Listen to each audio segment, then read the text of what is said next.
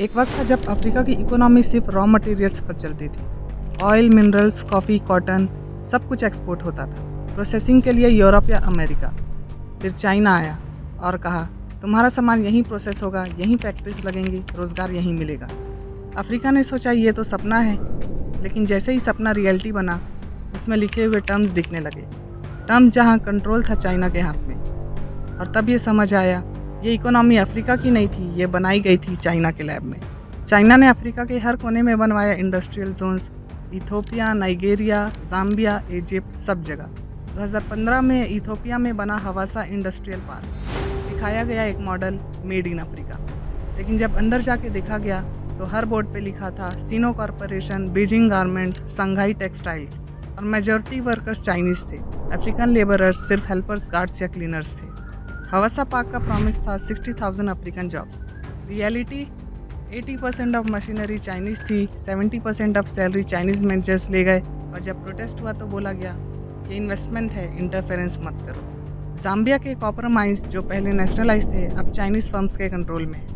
Workers 14 घंटा काम करते हैं बिना यूनियन राइट्स के। 2010 में एक स्ट्राइक के दौरान चाइनीज माइन मैनेजर ने डायरेक्टली फायर कर दिया क्राउड। लेकिन चाइनीज एम्बेसडर का कहना था, this is isolated incident, our investment is here to stay. Oil rich Angola में चाइनीज फर्म्स ने $multi-billion प्रोजेक्ट्स हैंडल किए, बट ऑयल का 90% एक्सपोर्ट हुआ डायरेक्टली चाइना के रिफाइनरीज में। और एंगोला भी बेसिक इंपोर्ट्स के लिए डिपेंडेंट है। ये मॉडल हर जगह था। अफ्रीका के रॉ मॉडल, चाइना की प्रोसेसिंग और प्रॉफिट भी चाइना का। चाइनीज फर्म्स इंफ्रास्ट्रक्चर बनाते गए, रोड्स, ब्रिजेस, डैम्स। लोन भी चाइना देता गया। कंस्ट्रक्शन भी चाइनीज फर्म्स करती थी और रिपेयरमेंट भी अफ्रीकन पब्लिक करती थी। ये पूरा मॉडल एक क्लोज्ड इकोनॉमिक लूप है। यहाँ पैसा वहीं से आता है, वहीं पे लगता है और वहीं पे वापस चला जाता है। अफ्रीका के पास बचा क्या? सिर्फ मेंटेनेंस और लाइबिलिटी। एक समय था जब अफ्रीका अपने लिए लड़ता था, अपने राइट्स के लिए, अपने लोगों के लिए। लेकिन आज कई अफ्रीकन लीडर्स चाइना के राइट्स के लिए बोलते हैं। आज जब चाइना पे लगते हैं ह्यूमन राइट्स वायलेशन के आरोप, जब जिनजियांग में उगायरूस की आज़ादी का सवाल उठता है, जब हांगकांग की डेमोक्रेसी की चिंगारी को दबा दिया जाता है, तो दुनिया से पहले चाइना का डिफेंस करता है अफ्रीका। ये कैसे हुआ? इसका सीधा जवाब है पॉलिटिकल पपेट्री। जब चाइना ने अफ्रीका को लोन्स दिए तो सिर्फ पैसे नहीं दिए, उसने दिया एक लॉयल्टी क्लॉज जो पेपर पे नहीं होता पर हर डील पे होता है। 2020 में United nation human right council में एक रेजोल्यूशन आता है चाइना के अगेंस्ट, जिनजियांग में हो रहे टॉर्चर और सर्विलियंस के खिलाफ। 47 मेंबर स्टेट्स में से 25 ने चाइना के फेवर में वोट किया, उसमें से 17 थे अफ्रीकन कंट्रीज। क्या ये कोइंसिडेंस था? नहीं, ये लोन का प्रेशर और साइलेंट पार्टनरशिप का रिजल्ट था। जरा सोचिए, जब एक देश का एयरपोर्ट किसी और के कंट्रोल में हो, जब इलेक्ट्रिसिटी का नेटवर्क किसी और के पास हो, जब पार्लियामेंट बिल्डिंग्स भी किसी और ने बनाई हो, तो क्या आप सच में आज़ाद हो? चाइना ने अफ्रीका के कई देशों के पॉलिटिकल डिसीजन मेकर्स को इनडायरेक्टली डिपेंडेंट बना दिया। इथोपिया, जिम्बाब्वे, एंगोला, सूडान, हर जगह एक पैटर्न था। लीडरशिप के साथ close personal relations, military training exchanges और डिप्लोमेटिक फंडिंग। जिम्बाब्वे के प्रेसिडेंट एमरसन मंगाग्वा ने 2019 में कहा, China is Zimbabwe's all weather friend, we look east not west. ये इकोनॉमिक स्टेटमेंट नहीं था, ये था पॉलिटिकल अलाइनमेंट। सिर्फ पॉलिटिकल नहीं, चाइना ने मीडिया और नैरेटिव्स पे भी कब्जा जमाना शुरू किया।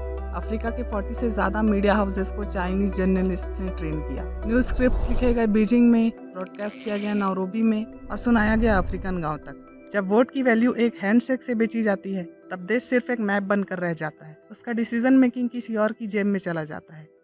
एक वक्त था जब चाइना दुनिया के किसी भी कंटिनेंट में मिलिट्री बेस बनाने के खिलाफ था, लेकिन 2017 में अफ्रीका के एक छोटे से देश जिबौती में चाइना ने अपना पहला ऑफिशियल मिलिट्री बेस बनाया, जहां अफ्रीका का सबसे स्ट्रैटेजिक नोवेल चेक पॉइंट है बाबेल मंदेब स्ट्रेट। यहाँ से अफ्रीका का 30% ऑयल और ट्रेड गुजरता है। ऑफिशियली बोला गया, ये बेस सिर्फ एंटी पायरेसी मिशन और ह्यूमैनिटेरियन एड के लिए है, लेकिन बेस के अंदर डिप्लॉय हुए आर्मर्ड टैंक्स, मिसाइल सिस्टम्स और 10,000 से ज़्यादा सोल्जर्स। चाइना दुनिया का सबसे बड़ा ट्रूप कंट्रीब्यूटर बन चुका है, specially in Africa. South Sudan, Mali, Congo, हर जगह Chinese peacekeepers. Peacekeeping के नाम पे चाइना ने अफ्रीका के कॉन्फ्लिक्ट जोन्स में मिलिट्री इंटेलिजेंस नेटवर्क सेट कर लिया है और वहाँ के लोकल कमांडर्स डिपेंडेंट हो गए। पीस दिखाने वाले देश ने साइमल्टेनियसली अफ्रीका के 35 से ज़्यादा कंट्रीज़ को आर्म्स बेचने का काम भी शुरू कर दिया। Drones, rifles, armed vehicles, radar system, सब कुछ। 2022 में चाइना ने नाइजीरिया और तांजानिया के साथ जॉइंट मिलिट्री ड्रिल्स किए। एक लीक डॉक्यूमेंट ने दिखाया कि चाइनीज इंजीनियर्स ने इथियोपिया और युगांडा के इंटेलिजेंस बिल्डिंग्स पे hidden backdoor surveillance system install किए। 24/7 डेटा भेजा जा रहा था। चाइना ने अफ्रीका के स्ट्रेटेजिक पोर्ट्स पे भी मिलिट्री एक्सेस गेन करना शुरू किया।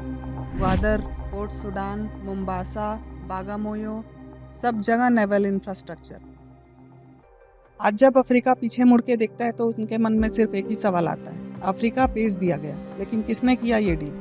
चाइना ने कभी जबरदस्ती नहीं की, ना टैंक लाए ना मिसाइल्स, लेकिन उन्होंने दिया पैसा, रोड, रेल, स्कूल, हॉस्पिटल, सब कुछ, और हर चीज़ के बदले मांगा इन्फ्लुएंस। और हर अफ्रीकन लीडर ने कहा यस, और हर अफ्रीकन लीडर ने बढ़ावा दिया, क्योंकि उन्हें चाहिए था क्विक प्रोग्रेस, चाहे डेमोक्रेसी कंप्रोमाइज हो जाए, चाहे सोवरेनिटी। अफ्रीकन जनता को लगता रहा उनका भविष्य बन रहा है, लेकिन कौन बनाता था पॉलिसी, कौन साइन कर रहा था लोन पेपर्स, कौन नेगोशिएट करता था माइनिंग कॉन्ट्रैक्ट्स और 99 ईयर लीसेस? जवाब सिंपल है, पॉलिटिशियंस, जो चाइना के जेट्स में बैठे थे, जो बीजिंग के 5 स्टार होटल्स में मीटिंग करते थे।